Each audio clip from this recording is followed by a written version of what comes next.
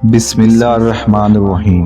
حق T V کے صارفین السلام علیکم۔ حضرت امام جعفر صدیق رضی اللہ تعالی عنہ علم و فضیلت، ورد و تقوی میں بلند مرتبہ رکھتے تھے۔ آپ بہت بڑے عابد و زاہد تھے۔ اللہ تعالیٰ سے اس درجہ ڈرتے تھے کہ لوگ آپ کی مثالیں دیا کرتے تھے۔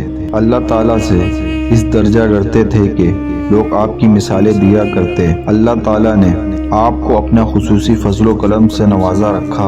عاجزی اور انکساری میں اپنی مثال آپ تھے۔ آپ کی مجلس پاک میں علم و عرفان کے موتی بکھیرنے والی مجلس ہوتی تھی۔ معرفت حق کو پانے کی جستجو کرنے والے آپ کی صحبت کاملہ کو اپنے لیے بہت بڑا اعزاز تصور کرتے تھے۔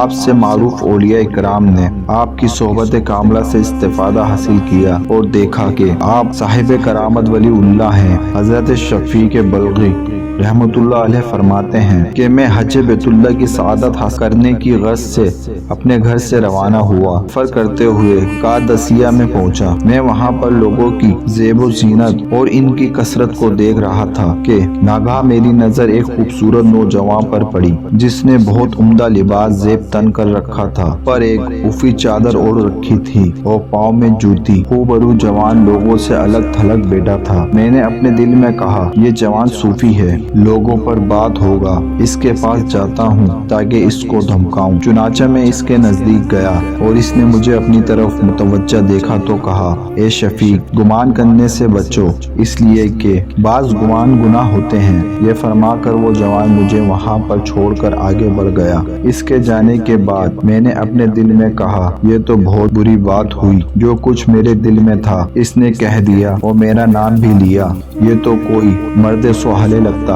میں اس سے ضرور ملوں گا، لیکن وہ مجھے نہ ملا اور میری نگاہوں سے اوجھل ہو گیا۔ جب ہم ایک مقام پر پہنچے تو میں نے دیکھا کہ وہی خوبصورت جوان نماز پڑھنے میں مشغول ہے۔ اس کے اعضاء خوف الہی کے باعث کانپ رہے تھے، آنکھوں سے آنسو روا تھے۔ میں نے اپنے دل میں کہا، یہ تو میرا وہی دوست ہے، میں اس سے ملتا ہوں تاکہ اس کے متعلق جو میں نے اپنے دل میں بدگمانی کی اس کی معافی مانگوں۔ میں کچھ دیر تک اس کا انتظار کرتا رہا، حتیٰ کہ وہ نماز سے فارغ ہو کر بیٹھا تو میں اس کی طرف متوجہ ہوا۔ اس نے مجھے اپنی طرف آتے دیکھ کر کہا، اے شفیق، یہ آیت مبارک پڑھ، جو کوئی توبہ کرے اور ایمان لائے اور عمل صالح کرے اور راہ پائے تو میں اس کے گناہ بخش دیتا ہوں۔ اتنا کہہ کر وہ جوان پھر وہاں سے چلا گیا۔ میں نے کہا، ضرور یہ جوان ابدالوں میں سے ہے۔ اس نے 2 مرتبہ میرے دل کی بات بیان کر دی۔ چنانچہ جب میں منی میں پہنچا تو میں نے اس جوان کو دیکھا کہ ہاتھ میں کوزو پکڑے پانی لینے کے لیے کنویں پر کھڑے ہیں۔ اچانک اس کے ہاتھ سے کوزو کنویں میں گر پڑا۔ میری نظریں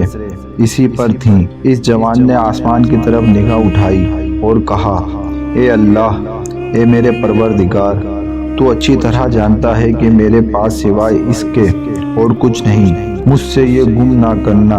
حضرت شفیق بلخی رحمت اللہ علیہ فرماتے ہیں کہ اللہ کی قسم میں نے دیکھا کہ کنویں کا پانی اوپر تک آ گیا۔ اس جوان نے اپنا وضو لیا اور پانی سے بھرا، پھر وضو سے فارغ ہوا تو ریت کے ایک ٹیلے کی طرف چلا گیا اور زمین سے ریت اٹھا کر وضو میں ڈالتا اور ہلا ہلا کر بار بار پیتا تھا۔ میں اس کے قریب گیا اور اسے سلام کیا۔ اس نے میرے سلام کا جواب دیا۔ میں نے عرض کیا، اپنا جھوٹا مجھے عنایت فرمائیں۔ کہنے لگا، اے شفیق اللہ کی ظاہری اور باطنی نعمتیں ہمیشہ ہمارے ساتھ ہیں، اپنے رب تعالیٰ کے ساتھ نیک گمان رکھو۔ پھر اس نے مجھے کوزو دیا، میں نے اس میں سے پانی پیا۔ شکر میں ستو گھلے ہوئے تھے۔ اللہ کی قسم میں نے اس سے زیادہ لذیذ اور خوشگوار چیز کبھی نہیں پی۔ اس سے میری بھوک و پیاس جاتی رہی۔ میں کئی دن تک وہاں پر مقیم رہا، کھانے پینے کی متعلق خواہش نہ ہوئی۔ اس کے بعد راستے میں مجھے وہ جوان دکھائی نہ دیا، یہاں تک کہ میں مکہ مکرمہ میں داخل ہوا۔ ایک رات میں نے اسے نصف شب کے قریب پانی کی بقا کے پاس نماز میں مشغول دیکھا۔ بڑی عاجزی سے نماز ادا کرتا تھا۔ اس کے رونے کی آواز سنی جاتی تھی۔ اس حالت میں ساری رات بیت گئی۔ فجر کی اذان سے پہلے اپنے مصلے پر بیٹھا تسبیح پڑھتا رہا۔ اس کے بعد کھڑے ہو کر فجر کی نماز پڑھی اور سلام پھیرنے کے بعد خانہ کعبہ کا طواف کیا اور حرم پاک سے باہر نکلا۔